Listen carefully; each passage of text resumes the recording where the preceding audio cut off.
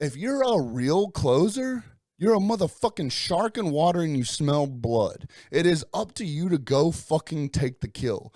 We've got a saying around here that we only eat what we kill. We run on 100% commission here for a motherfucking reason, dog. We don't have no pussies that fucking ride clocks.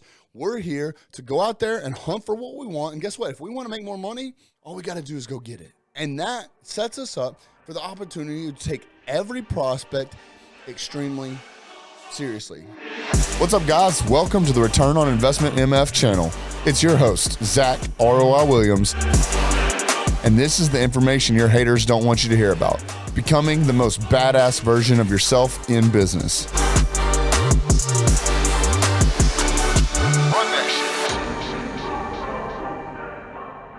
What's going on, everybody? It's Zack ROI Williams back with another episode of Return on Investment MF channel. So today's going to be a fun one. Today is about, your follow-up. Now, this question came to me about as far as a prospect goes. How do you know how to follow up with a prospect in order to get the sale? But I do also want to talk some about follow-up after the fact. I cannot tell you how many businesses that I've worked with that do multi-million dollars, but they're missing out here. They're missing out on the follow-up after the sale. So we are going to get into that because I do believe it's extremely important to speak on. However, to get into the beginning portion of things and discuss what the question derived from, which is how to follow up with clients in order to get the sale, I've got a very interesting concept. And for me, I'm either going to catch the sale or I'm going to catch a charge, right? Like I'm either going to land the deal or I'm going to get a restraining order. That's just kind of how it is, because the way I operate and the way my advertisements go and what my lead gen looks like is you're only going to end up on my calendar or my sales staff calendar if you actually give a fuck about what we're selling, right? So I don't do a lot, or I do no bait and switch or anything like that. So when you start getting into these like bait and switch marketing strategies, and for those of you who are not watching, you're just listening, I used air quotes because but bait and switch is not a marketing, right? It's scum of the earth. You're going to get horrible, close rates, and realistically, it's really scammy. So I want you to think intentional about your offer. What is it that you're going to offer? Because the offer needs to be what attracts them. You need to, I preach this all the time, that you sell the vision, you sell the goal, you sell the dream, and not the product or service. So if you sell the dream right, and I'm pretty sure I've referenced, Seth Godin's Purple Cow, a lot. I would look at that. Also, of course, Alex Hormozy's $100 million offer. There's a lot that goes into teaching you how to structure your offer correctly. But the concept is when you give them an offer so good that they go ahead and submit a lead or sign up for your calendar link or whatever the case is, and if you did it correctly without any bait and switch bullshit or anything like that, they're telling you they want to be sold. So it is literally your job to sell them. So stop waiting around for them to fucking call you back, bro. Stay on that ass. Whew. All right. I'm really not kidding. I will literally reach out, and I know I just said literally like 3 times in a row, but that's how literal I'm being right now. I will blow people up until they tell me to stop. Now, I do it respectfully, and I keep timelines in place, but also you have to know that they said they wanted to be sold. And going back to the saying that if you believe in your product or service, then you owe it to your prospect to sell them. Okay, you owe it to them. Like you are doing yourself and your business a disjustice if you don't sell them. You're also doing them, the prospect, a disjustice if you honestly believe that they deserve, that they need your product or service. If you do not sell them, you are fucking them over, okay? So once you get that concept out of your head, now we think about what does our follow-up look like, right? How often do we reach out? Now, a lot of this is going to come into play with what market standards are, what the ticket price is, and things of that nature. More of the bigger ticket items, look, I got to talk to a business owner, I got to talk to a spouse, I got to arrange some money, I got to do this, do that, whatever. That's one whole different subject versus, all right, what's the credit card number? Or, hey, here's the invoice link. Can you go ahead and fill this out real fast? So there's a few different ways to look at it. On low ticket items, that's all right to hit them up pretty regularly. But all of this is when it starts coming to the finesse of real follow-ups, I personally, and this is a marketer telling you this, I personally believe that there is a fracture point on what the price of the ticket item is, that these need to be real, authentic follow-ups, not like some automated bullshit. Like there literally is not some diagram I can give you right now that says, yep, 3 times a day for the first 3 days, and then twice a day for the next 2 days, and then once a day every day after that till they tell you to fuck off. I don't believe in that. I believe that once you get to a certain level, and I would say probably ticket price be $1,000, maybe $3,000 plus, you need to start taking a very, very like mathematical and methodical approach to this versus like just thinking that you're going to plug this into a CRM system and some robot's going to close a 4-figure deal for you. Fuck you, bro. Like, take this seriously, and if you want to be a real closer, I need you to think like a closer. So when I take this approach, there's 2 thought processes that I want you to think of too here. There's Zack as the business owner, and then there's Zack as the quote-unquote employee or sales guy or whatever, because those approaches need to be handled differently. If you own the business, when you come at someone a certain type of way to get them to close, it can come off needy. It can come off like you're a panic closer or whatever that case is based on your verbiage, because they're going to be like, bro, you're the fucking boss. Like, you don't have anyone on top of you, like, cracking a whip saying, hey, we need to get this closed and make your quota, this, that. You make the rules, right? And be careful here because it's a slippery slope, because once you are the quote unquote business owner, people will start treating you differently, right? They'll respond to you differently. Their timelines are different because they're talking to the owner, right? They're not talking to just a basic employee. So you've got to be methodical with that. Me, I blame everything else off on my head of sales. Shout out Jaybird. Realistically, because the reason is if you are a real business owner here, and I'm not saying, timeline here. If you're actually trying to grow into being what I would consider a real business owner, a real executive, is you don't have any say-so on pricing. A lot of people want to go to the owner because they think the owner's got the ability to give them the homie hookup. The owner can cut a few corners. The owner can just handle this shit on his cell phone or a phone call real fast and not have to go through the proper steps. That's wrong. Do not start down that slippery path. I literally blame everything on Jaybird. Yeah, I'll have to check with Jaybird to see if we can get that price cut. Hey, I'll have to see with Jaybird if we can get that payment plan. Hey, I'll have to see at Jaybird what our onboarding structure looks like. Because guess what? I genuinely don't know. I put him in place to make those decisions so that I don't have to. And the reason being is I need to remove myself from that position of the decision maker so that I can start focusing on higher level projects. And what I mean by higher level projects, it is everything else that goes into the lead generating, the selling, the automations, the flow of things, the follow-ups, the referral programs. I need to really be thinking on everything else that's going on and not the sales part, or like, hey, where are we on onboarding schedule? What's our queue look like? What type of price margins do we have? Can we make a cut here? Can I do a 2-for-1 deal? Can I do a payment plan? Whatever else. That's his department. That's what he focuses on, so that I can focus on these other situations.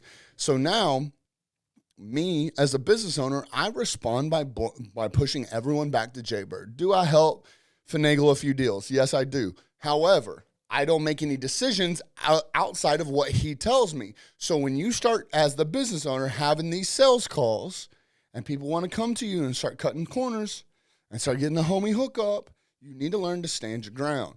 But as far as the follow-up goes, from the business owner standpoint, you have to think like that. When you start following up with them, and it's the same concept of what I just said on, they want the homie hookup, they want the discounts, whatever. They think that going straight through you as the business owner, that you've got this magic wand that, you've got this perfect back-end ran business so that, they can push you off, or they can say, yo, just follow up with me in 3 weeks, or hey, next Tuesday, how's that look for you? And it's just going to work. So you need to start following up with them and letting them know that you need answers. The answer can be later.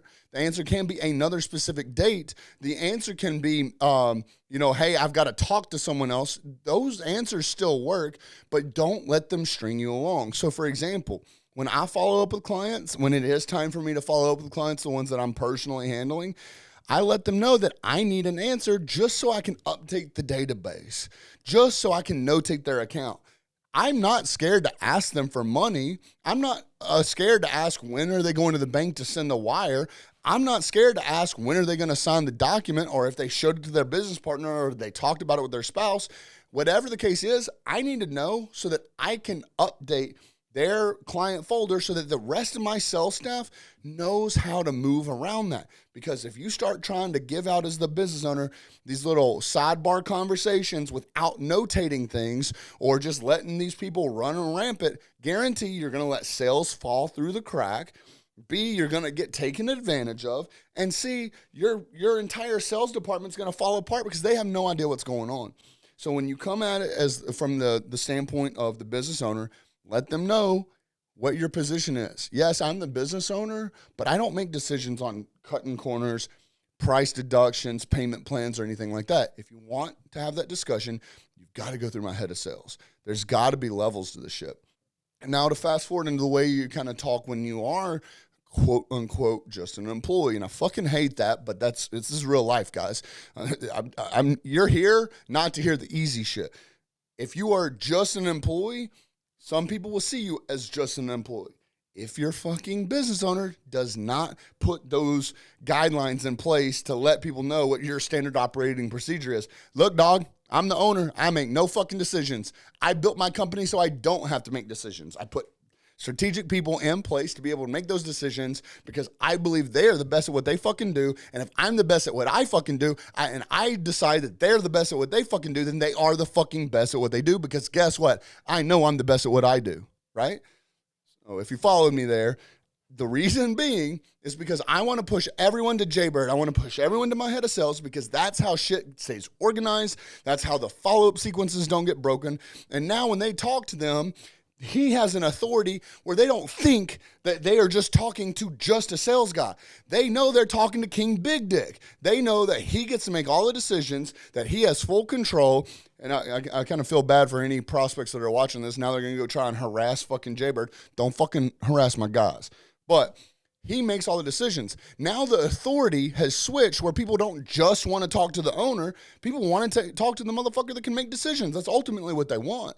So now once they know that they're talking to the motherfucker that can make the decisions, when he follows up with them, he gets to come at them and say, hey, where are we at with this?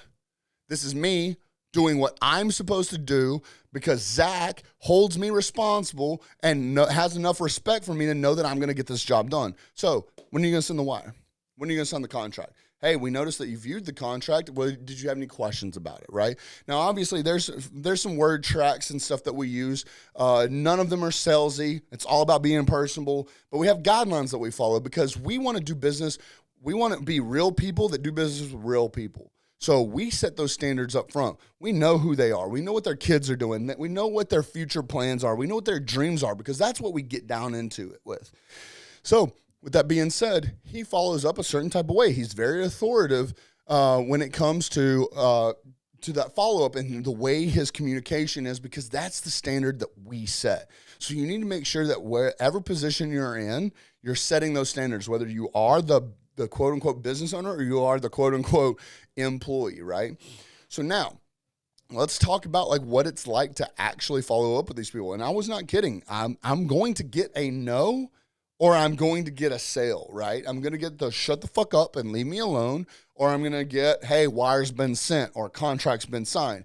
Because like I said, if all the beginning portion of things are handled correctly, they know what your offer is. Your offer is clean cut, clear, and concise, and they know what their expectations are, and they still move forward with submitting a lead, filling out a contract, submitting a form, whatever the case is, whatever you want to call it.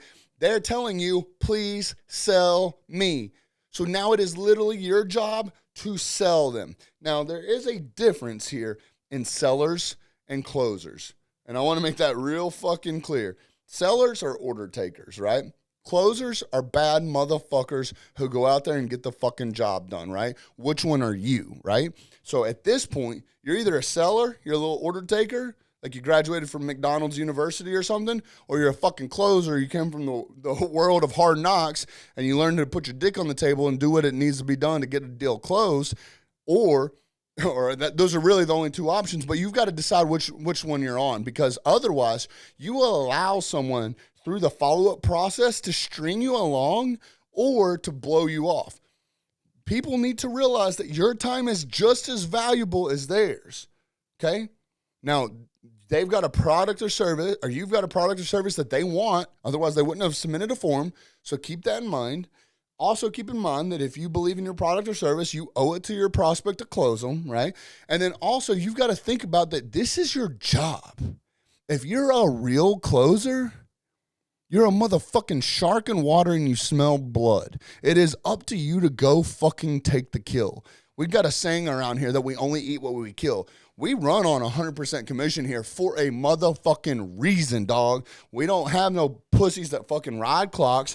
We're here to go out there and hunt for what we want. And guess what? If we want to make more money, all we got to do is go get it, right? We eat what we kill.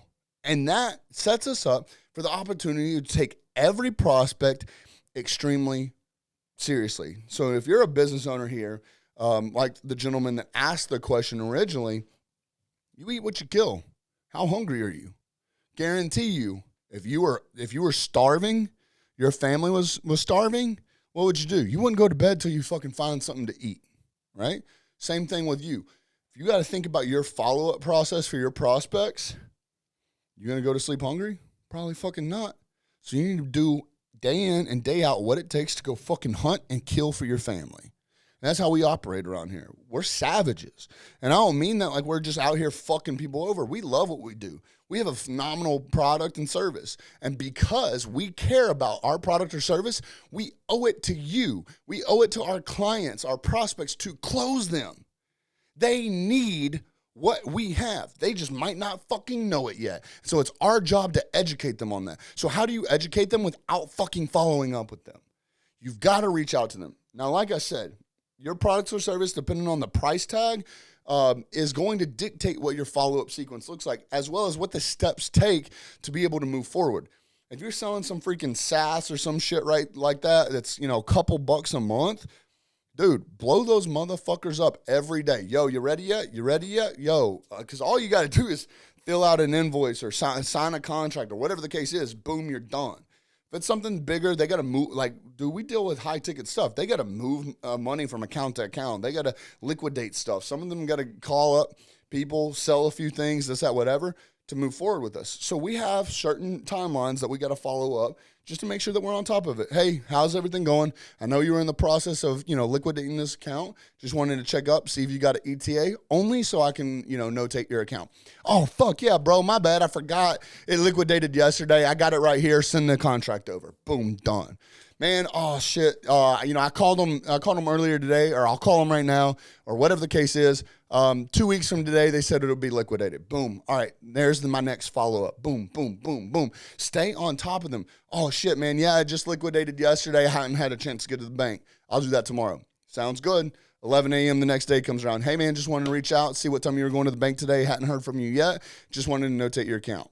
Boom, boom, boom. But like I said, there's no automatic, when it comes to high ticket, there's no automatic follow-ups. You need to be handling this shit seriously, like this is a 4-figure fucking payout for you. So make sure that you have your flow of who you need to call, what time you need to call them, and also keeping notes on what the reason you're calling for. Hey man, I know that you had to go by, Navy Federal to go ahead and, go in person because they don't allow you to send wires online. Right. You're keeping up with all this stuff. Hey man, I understand that you just had to, make some moves with your company and actually close on a deal. Just wanted to see if that's processed yet. Boom. You're staying up with these people rather than just being some automated, like, hi, just wanted to check in bullshit. So think about what your product service is. Think about how you as a consumer would want to be followed up if it was you. Talk to them like they're real people and make sure that they know that you're strictly just trying to do your job, because the reason we operate the way we do and the way we talk to people the way we do is because, look, we handle their money. So if we're not doing our job in the beginning stages of things to collect the money, what are we going to do after we collect the money? So if you're just bullshitting around and you're not taking your job seriously by doing the follow-ups, shout out my man Drewby, by calling the damn leads, what kind of tone do you think that puts in their mouth when it comes time for you to actually move forward with them and take them on as a client and onboard them or handle their account or create that product or service for them? You're not handling your job correctly in the beginning stages of things. And granted, there might be different departments. Just because you're in sales doesn't mean that you're the one doing the back end work to make it happen. But what kind of, taste does that put in their mouth if before y'all even collect the money, y'all are dropping the ball?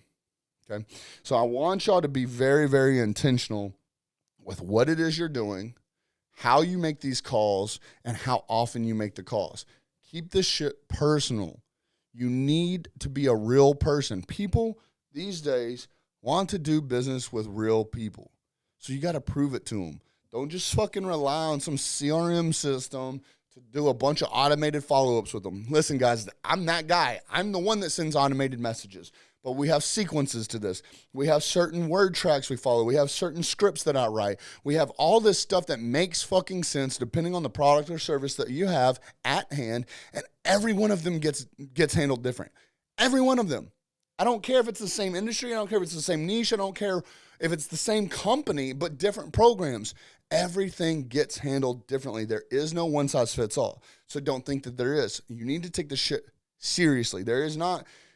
I promise you there's not a real book out there right now that's going to tell you exactly how to handle your follow-up sequences different than the person sitting next to you, different than the competitor across the street from you. I don't care who it is. You've got to actually get in there, get your hands dirty, get into the fucking ruts with your other competitor or with your other team and fucking get to work. Call the damn leads. Anyways, guys, I hope y'all got something out of that. Please let me know in the comments. Please give me a shout out. Slide my DMs. Let me know what you think about this episode. But again, my name is Zack Williams, and this is the Return on Investment MF channel. Peace. All right, guys, I hope you enjoyed that video. Now, if you want, you can find out more information about me and what we do at zackroiwilliams.com. See you on the next video.